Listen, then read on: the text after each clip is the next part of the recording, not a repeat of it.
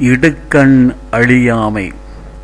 இடுக்கண் வாருங்கால் நகுக, அதனை அடுத்தூர்வதகுதொப்பதில்.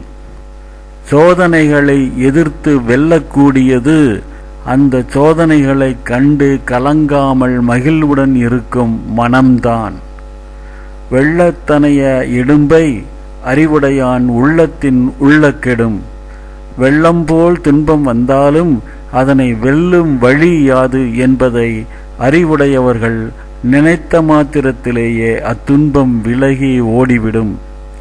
இடும்பை கிடும்பை படுப்பர், இடும்பை கிடும்பை படாதவர்.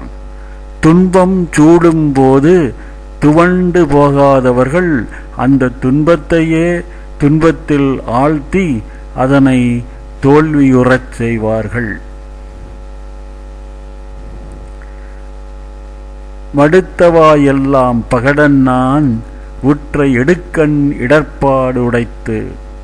தடங்கள் நிறைந்த கரடுமுரடான பாதையில் பெரும் பாரத்தை எருது இழுத்து கொண்டு போவது போல விடாமுயற்சியுடன் செயல்பட்டால் துன்பங்களுக்கு முடிவு ஏற்பட்டு வெற்றி கிட்டும்.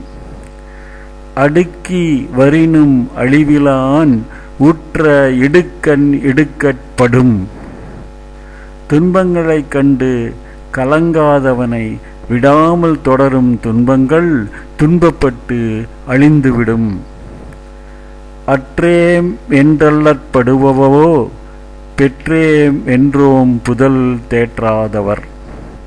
இத்தனை வளத்தையும் பெற்றுள்ளோமே என்று மகிழ்ந்து அதை காத்திட வேண்டுமென்று கருதாதவர்கள் அந்த வளத்தை இழக்க நேரிடும் போது மட்டும் அதற்காக துவண்டு போய் விடுவார்களா?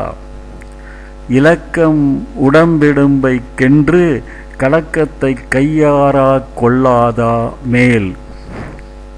துன்பம் என்பது உயிருக்கும் உடலுக்கும் இயல்பானதே என்பதை உணர்ந்த பெரியோர் துன்பம் வரும்போது அதனை துன்பமாகவே கருத மாட்டார்கள்.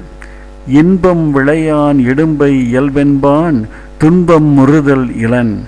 இன்பத்தை தேடி அலையாமல் துன்பம் வந்தாலும் அதை இயல்பாக கருதி கொள்பவன் அந்த துன்பத்தினால் துவண்டு போவதில்லை. இன்பத்துள் இன்பம் விளையாதான் துன்பத்துள் துன்பம் முறுதல் இலன்.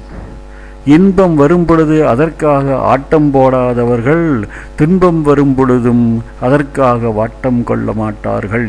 இரண்டையும் ஒன்றுபோல் கருதும் உறுதிக்கு இது எடுத்துக்காட்டு. இன்னாமை இன்பம் எனக்கொளின் ஆகுந்தன் ஒன்னார் விளையும் சிறப்பு.